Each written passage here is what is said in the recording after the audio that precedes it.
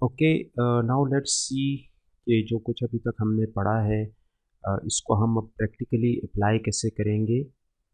अभी तक हमने देखा है कि रिक्वायरमेंट डॉक्यूमेंट कैसे बनाना है और उसके अंदर फिर हमारे पास क्या-क्या स्टेप्स होंगे। तो अभी हम ऑब्जेक्ट मॉडल के ऊपर एक एग्जांपल देखते हैं और उस एग्जांपल को फिर हम प्रैक्टिकली चेक करते हैं कि इसमें ऑब्जेक्ट मॉडलिंग हमें कैसे करनी है और जो हमने स्टेप्स पिछले स्लाइड्स के अंदर देखे हैं उनको हमने प्रैक्टिकली कैसे अप्लाई करना है।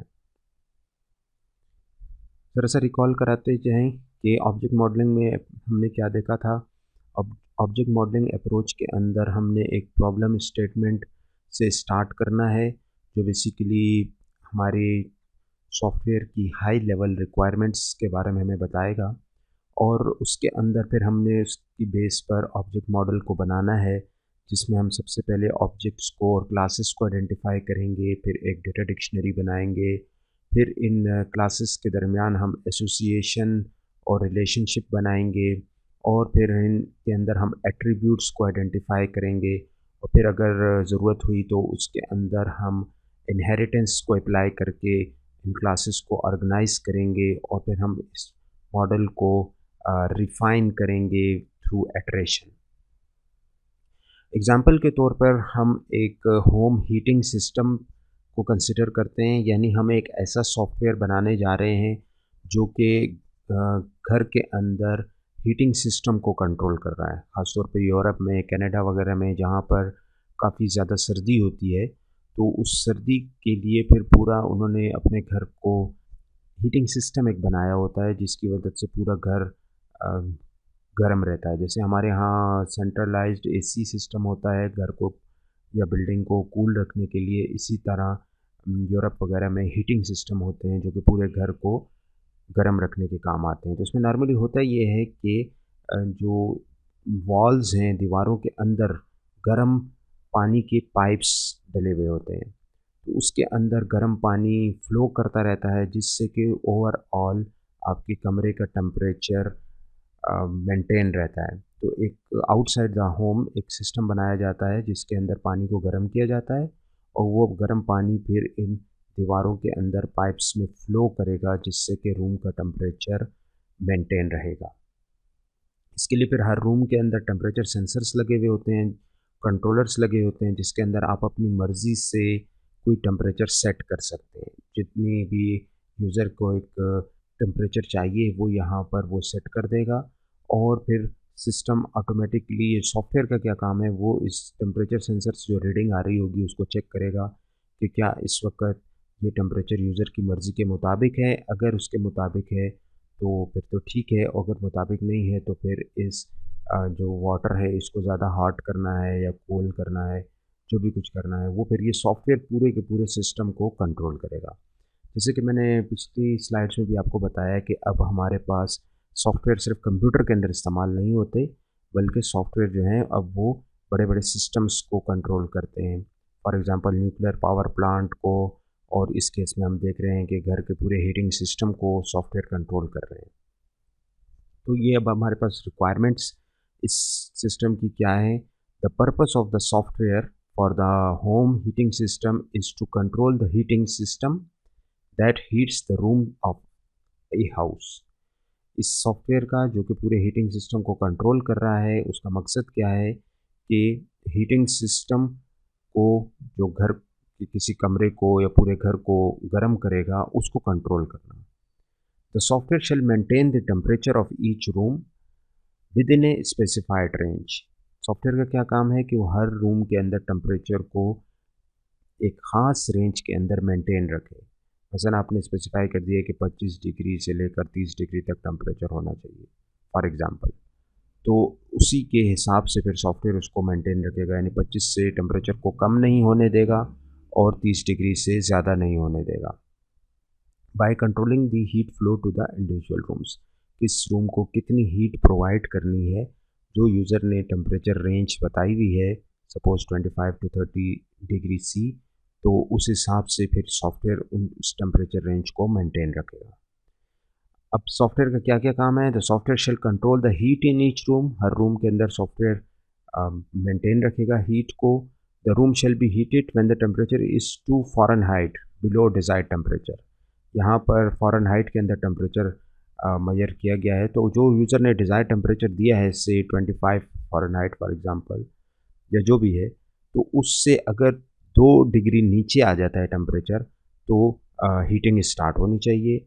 और इसी तरह अगर 2 डिग्री यूपर चला जाता है यानी बहुत ज़्यादा हीट हो गई है अब, तो फिर हीटिंग को स्टॉप भी होना चाहिए। ऐसे ना हो कमरा बहुत ज़्यादा गर्म हो जाए।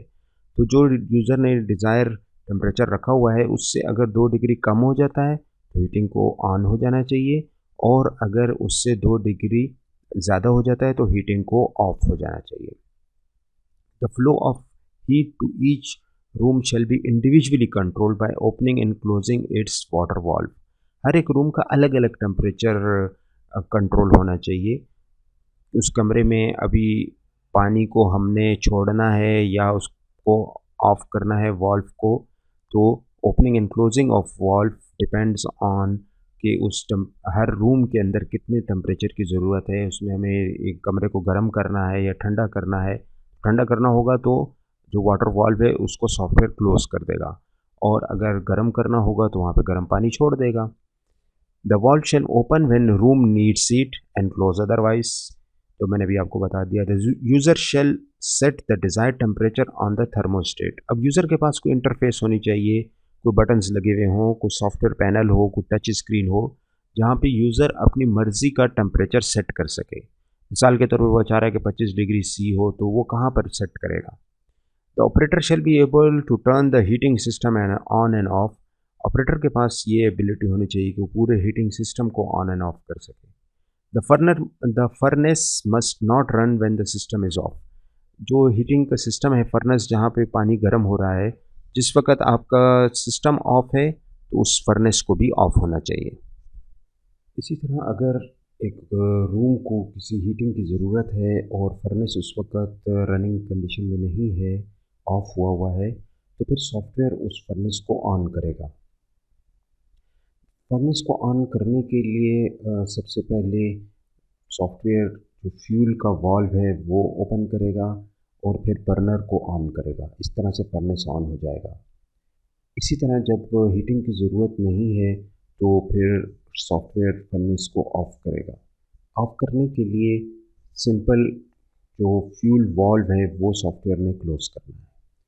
तो ये हमने सारी रिक्वायरमेंट्स फाइंड आउट कर ली। अब इसके बाद मैंने आपको बताया था कि जब आपके पास ये रिक्वायरमेंट्स आपने लिख ली हैं, लिस्ट बना ली है रिक्वायरमेंट्स की, तो फिर इसके अंदर जितने भी नाउन्स हैं और वर्ब्स हैं हमने उनको हाईलाइट करना है। तो आप देख रहे हैं यहाँ पर नाउन के नीचे आप अंडरलाइन हुआ हुआ है, आप उसको देख सकते हैं, जैसे फर्नेस है, जैसे बर्नर है, फ्यूल वाल्व है, थर्मोस्टेट है, यूज़र है, ऑपरेटर है, रूम्स है, हाउस है। तो जितने भी आपको नाउन नज़र आ रहे हैं वो तमाम के तमाम हमने इसके अंदर हाईलाइट कर दिए हैं। इसी तरह जो वर्ब हैं वो भी अंडरलाइन है, जैसे कि हीटिंग। इन सब की बेस पर हम एक लिस्ट ऑफ क्लासेस बनाएंगे। ये हमारी कैंडिडेट क्लासेस हैं। जो जो नाउन हमने अपनी रिक्वायरमेंट्स में से हाईलाइट किए हैं, अब ये हमारी कैंडिडेट क्लासेस के तौर पर हमने नोट कर लेने हैं।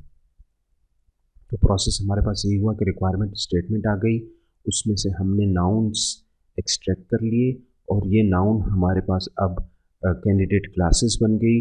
अब इसके अंदर से हमारे पास जो डुप्लीकेट क्लासेस होंगी या सिमिलर क्लासेस होंगी, हमने अब उनको एलिमिनेट करना है। हमारे पास सारी लिस्ट तो आ गई है, लेकिन हो सकता है कि कुछ क्लासेस इसके अंदर डुप्लीकेट हो, तो हमने उनको अब एलिमिनेट करना है। कैसे एलिमिनेट करेंगे बैड क्लासेस को हम? उसके लिए हमने सबसे पहले देखना है कि रिडंडेंट क्लासेस कौन सी हैं। कुछ ऐसी क्लासेस होंगी जो कि एक ही चीज़ को रिप्रेजेंट कर रही होंगी, डिफरेंट वर्डिंग उसके लिए यूज़ हुए हुए होंगे, लेकिन वो चीज़ एक ही होगी। तो ऐसी क्लास रिडंडेंट क्लासेस कहलाती हैं कि जो एक ही चीज़ को रिप्रेजेंट कर रही हों। फिर हमने उन क्लासेस को रिमूव करना है। इस तरह फिर इररिलेवेंट क्लासेस भी हो सकती हैं, मतलब उनकी कोई वैल्यू नहीं है या उनकी कोई ज़रूरत नहीं है, तो ऐसी क्लासेस को भी हमने रिमूव कर देना है। क्योंकि हमने तो नाउन से क्लासेस उठाई हैं, लेकिन मिसाल के तौर पे हाउस, अब हाउस क्लास बनाने का हमें कोई फ़ायदा नहीं है। तो इस तरह इर्रेलेवेंट क्लासेस हमने रिमूव कर देनी है। इसी तरह फिर वेग क्लासेस जो कि क्लियरली डिफाइंड नहीं हैं, उन क्लासेस को भी हमने रिमूव कर देना है। कुछ नाउन्स एट्रीब्यूट्स होंगे जो कि किसी ऑब्जेक्ट की प्रॉपर्टी को डिफाइन कर रहे होंगे, वो क्लासेस नहीं होंगी, तो उनको हमने रिमूव कर देना है। इसी तरह फिर कुछ नाउन ऑपरेशंस होंगे, कुछ वर्ब्स जो कि सीक्वेंस ऑफ एक्शंस को रिप्रेजेंट कर रहे होंगे, तो उनको भी हमने एज ए क्लास नहीं लेना, उनको भी एलिमिनेट कर देना है। और कुछ क्लासेस रोल्स को डिफाइन कर रहे होंगे जो कि एक क्लास प्ले करती है, तो इस वजह से उनको भी हमने एलिमिनेट कर देना है। और बास क्लासेस ऐसी होंगी जो कि इम्प्लीमेंटेशन डिटेल्स को रिप्रेजेंट कर रही होंगी, तो हम उसको इम्प्लीमेंटेशन लेवल के लिए रख देते हैं। तो हमने ये तमाम क्लासेस, जो हमारी पहली एक लिस्ट ऑफ क्लासेस बनी थी कैंडिडेट क्लासेस, नाउन्स को आइडेंटिफाई करते हुए, उसमें से हमने ये तमाम क्लासेस एलिमिनेट कर देनी है, रिमूव कर देनी है। जब हमने इसको अब अगर हम पिछली स्लाइड के साथ कंपेयर करें, तो यहाँ पे हमारे पास बहुत सारी कैंडिडेट क्लासेस आई थी, लेकिन अब इसके अंदर हम देख रहे हैं कि कुछ क्लासेस ऐसी हैं जो कि रिडंडेंट हैं। मिसाल के तौर पर हीटिंग सिस्टम और यूज़र, ये रिडंडेंट क्लासेस हैं। इसी तरह फिर हमारे पास कुछ इर्रेलेवेंट क्लासेस हैं जैसे कि फ्यूल, सॉफ्टवेयर, हार्ड वाटर, तमाम नाउन्स हैं, हमने वहाँ पे आइडेंटिफाई कर लिए थे। लेकिन अब यहाँ पर इस इनको क्लासेस बनाने का कोई फ़ायदा नहीं है। मतलब हम फ्यूल की क्लास बना लेंगे तो हमें क्या फ़ायदा हो जाएगा। सॉफ्टवेयर बहुत ही जेनेरिक वर्ड है, अब इसकी क्लास बनाने का कोई फ़ायदा नहीं। इसी तरह हार्ड वाटर इर्रेलेवेंट है, हमारे पास फंक्शनैलिटी से रिलेटेड इसका कोई ताल्लुक़ नहीं है। फिर कुछ क्लासेस वेग हैं जैसे हाउस, होम, रेंज, ये इनकम्प्लीट इन्फॉर्मेशन है। इसी तरह फिर कुछ एट्रीब्यूट्स हैं जैसे डिज़ायर्ड टेम्परेचर हो गया, और इस केस में हमारे पास ऑपरेशन और रोल्स और इम्प्लीमेंटेशन की कोई क्लासेस नहीं थी, लेकिन अगर होती तो उनको भी हम सेपरेट कर सकते थे। तो ये वाली सारी क्लासेस हमने एलिमिनेट कर देनी है। एज अ रिज़ल्ट हमारे पास अब जो नंबर ऑफ़ क्लासेस हैं वो कम हो गई हैं after elimination of irrelevant and redundant classes. तो जब एलिमिनेशन हमने कर दी है, अब हमारे पास नंबर ऑफ़ क्लासेस कम हो गई हैं। नाउ अब हमने क्या करना है, इसके अंदर अब हमने रिलेशनशिप बनानी है ताकि हमारे पास एक क्लास डायग्राम हो जाए। क्लासेस तो बन गई हैं, लेकिन ये क्लासेस आपस में किस तरह से रिलेटेड हैं, कौन सी क्लास को किस क्लास के साथ हमने एसोसिएट करना है, तो इसके लिए फिर हमें कुछ यहाँ पर एसोसिएशंस बनानी पड़ेंगी। जो हमारी रिक्वायरमेंट है उसके अंदर तो कुछ ख़ास इंफॉर्मेशन हमें नहीं मिलती, लेकिन सिस्टम डिज़ाइन के पॉइंट ऑफ व्यू से हमें इंफॉर्मेशन मिल सकती है। कुछ कॉमन सेंस भी हम यूज़ करेंगे। मिसाल के तौर पे एक रूम के अंदर थर्मोमीटर और रेडिएटर मौजूद है। Radiator consist of valve and radiator element, ये मैंने आपको शुरू में ज़ुबानी बता दी थी ये बातें। Heating system consist of furnace, water pump, control panel and controller. Furnace के अंदर क्या क्या है, एक पंप होगा, बर्नर होगा। कंट्रोल पैनल में ऑन ऑफ का स्विच और थर्मोस्टेट होगा। इसी तरह कंट्रोलर काम क्या क्या करेगा, वो फ्यूल पंप को, बर्नर को, वाटर पंप को कंट्रोल करेगा और हर रूम के अंदर टेम्परेचर को मॉनिटर करेगा। इसी तरह वाल्व्स को ओपन क्लोज करेगा, और ऑपरेटर क्या करेगा, वो डिज़ायर्ड टेम्परेचर सेट करेगा और सिस्टम को ऑन ऑफ करेगा। तो ये कुछ बिहेवियर्स हैं, कुछ काम हैं, और इसी तरह कुछ सिस्टम के स्ट्रक्चर्स हैं जिसको कि हम यूज़ करके अपनी क्लासेस के दरमियान हम रिलेशन या एसोसिएशन बना सकते हैं। अब इसमें हमें यहाँ से पता चल रहा है कि बर्नर और फ्यूल वाल्व जो है ये फर्नेस का हिस्सा है, ये पार्ट ऑफ का सिंबल है। इसी तरह एक रूम के अंदर वाटर वाल्व और टेम्परेचर सेंसर रूम का पार्ट होगा। इसी तरह कंट्रोल पैनल के अंदर थर्मोस्टेट और ऑन ऑफ स्विच होगा। जो हमने पिछले स्लाइड में ये इंग्लिश में ये हमने एसोसिएशंस अपने जहन से सोची थी, अब हम उसको यहाँ पर ग्राफिकली रिप्रेजेंट कर रहे हैं और एज अ रिज़ल्ट हमारे पास एक क्लास डायग्राम बन गई है। हमारे पास एक ऑब्जेक्ट मॉडल बन गया है, जो कि हमारे इस स्लाइड का मकसद भी यही है कि हम एक ऑब्जेक्ट मॉडल की एग्जांपल देख रहे हैं। अब कुछ हिस्से तो कुछ क्लासेस दूसरी क्लासेस का पार्ट हैं, तो वो हमने इस तरह से रिप्रेजेंट किया हुआ है। और कुछ जो है वो डेटा को ट्रांसफ़र कर रहे हैं। फॉर एग्जांपल कंट्रोलर मॉनिटर कर रहा है रूम को, और इसी तरह बर्नर को इग्नाइट कर रहा है, और फ्यूल वाल्व को ओपन क्लोज कर रहा है, वाटर पंप को चला रहा है।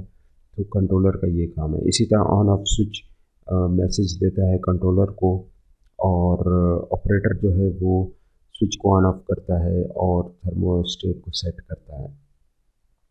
फिर यहाँ पर हमें रिलेशनशिप भी नज़र आ रहे हैं कि एक कंट्रोलर एक या ज़्यादा वन इन मैनी रिलेशनशिप है, वन टू मैनी रिलेशनशिप है कि एक कंट्रोलर एक और एक से ज़्यादा रूम्स को मॉनिटर कर सकता है। इसी तरह एक होम के अंदर एक या एक से ज़्यादा रूम्स हो सकते हैं। इस तरह से अब हमारे पास एक ऑब्जेक्ट मॉडल बनना शुरू हो गया है। अब इसके अंदर हम मॉडिफिकेशन करेंगे, और एक नया हमें लिंक हमने ऐड किया है कि कंट्रोलर हीट भी तो कर रहा है रूम को, और एक से ज़्यादा रूम को हम अ, अब हीट कर रहे हैं। इसके बाद जो कुछ नाउन थे वो हम ऐड करेंगे, जो कि हमने आइडेंटिफाई किए थे एज ए प्रॉपर्टीज़।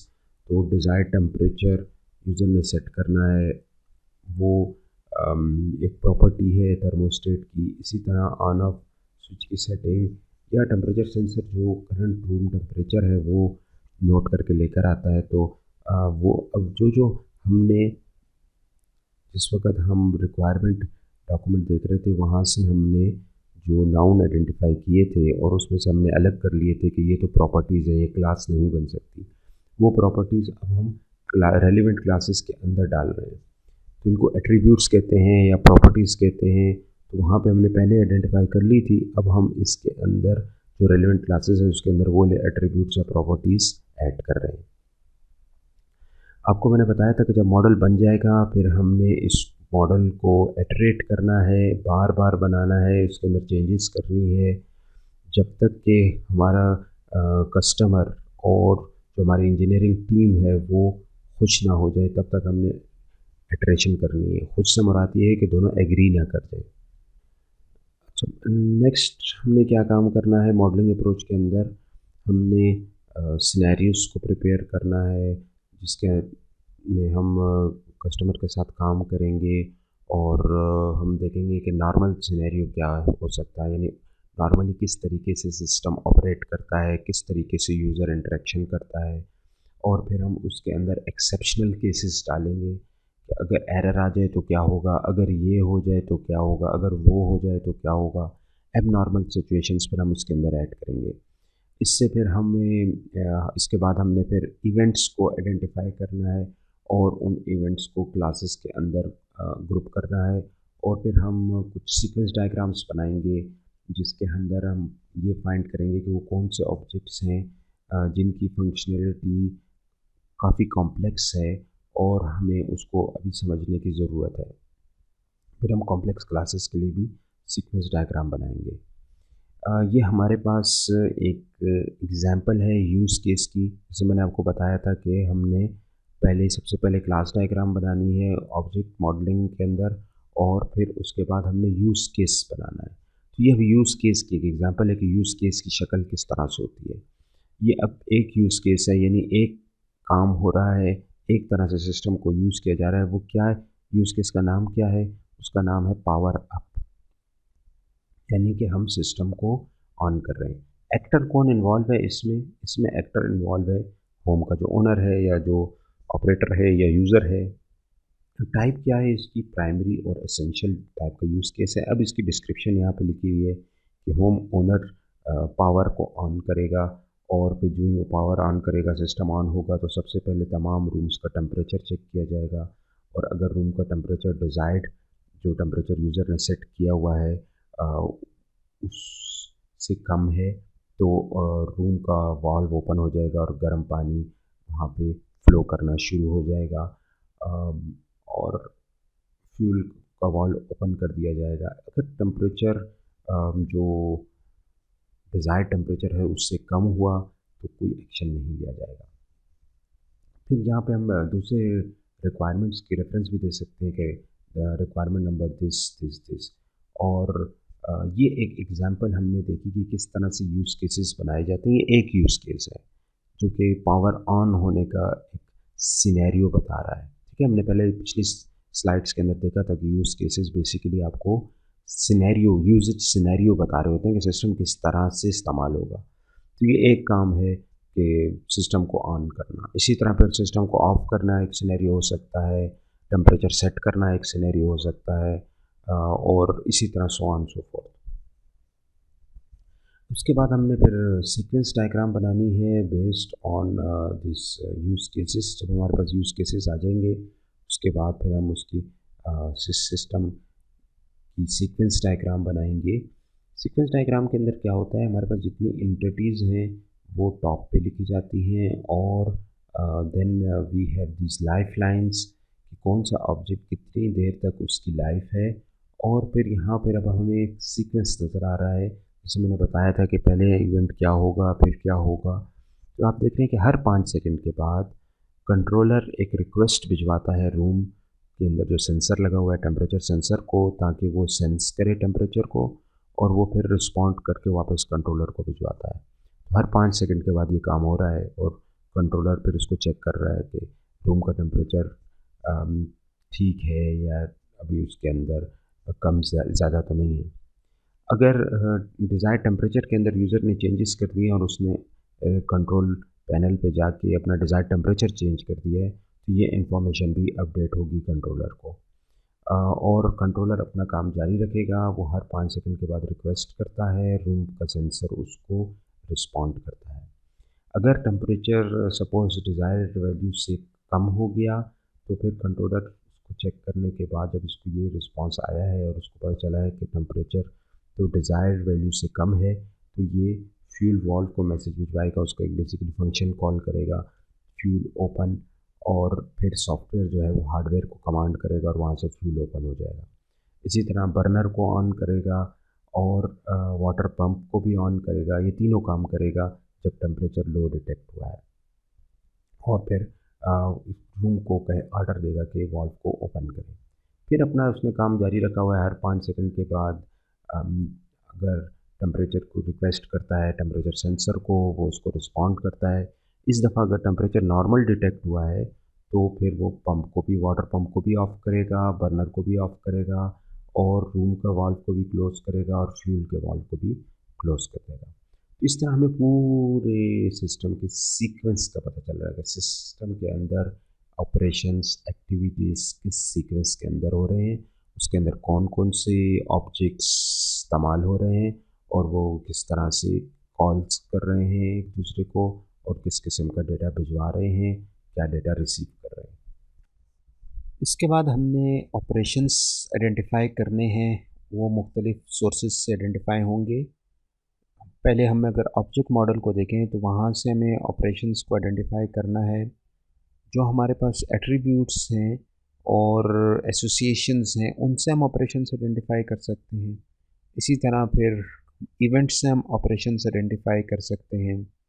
कुछ ऑपरेशंस हमारे एक्शंस और एक्टिविटीज़ से, वो एक्टिविटीज़ जो कि किसी ऑब्जेक्ट की प्रोसेसिंग से रिलेटेड हैं वहाँ से आइडेंटिफाई हो जाएंगे, और कुछ ऑपरेशंस फंक्शंस से आइडेंटिफाई हो जाएंगे। बेसिकली फ़ंक्शन एक या एक से ज़्यादा ऑपरेशन को रिप्रेजेंट कर रहा होता है, और इसी तरह कुछ ऑपरेशंस ऐसे होंगे जो कि खामखा होने चाहिए। तो इस तरह से हम मुख्तलिफ़ की ऑपरेशंस को आइडेंटिफाई करेंगे। तो अब हमारी क्लास के अंदर दो चीज़ें आ गई।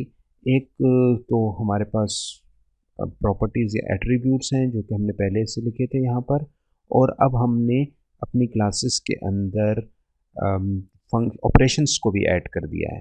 तो मसलन बर्नर के ऑपरेटर हो गए हमारे पास, बर्नर को ऑन करना और ऑफ़ करना। इसी तरह वाटर पंप के भी ऑन ऑफ ऑपरेशंस हो गए, और फ्यूल वाल्व के ऑपरेशन हो गए ओपन क्लोज। इसी तरह रूम के ऑपरेशन हो गए टेम्परेचर रिपोर्ट। तो आप देख रहे हैं कि हर एक क्लास के अंदर अब हमने ऑपरेशंस भी ऐड कर लिए हैं। तो कुछ क्लासेस ऐसी हैं जिसमें सिर्फ एट्रीब्यूट्स ऐड किए हैं और ऑपरेशंस नहीं हैं। कुछ क्लासेस ऐसी हैं जिसमें ऑपरेशंस ऐड हैं, एट्रीब्यूट्स नहीं हैं, और कुछ क्लासेस ऐसे हैं जिसमें दोनों आ गए हैं।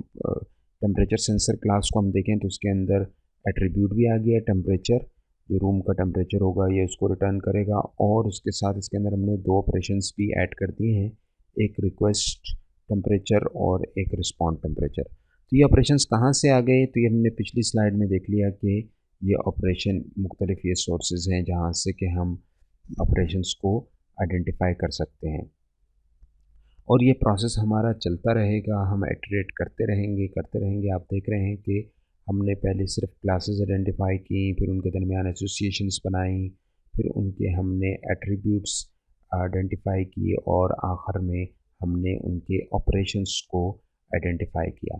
तो इस तरह से ये प्रोसेस चलता रहेगा और इटरेट होता रहेगा जब तक कि कस्टमर्स और इंजीनियरिंग टीम दोनों सेटिस्फाइड नहीं हो जाते।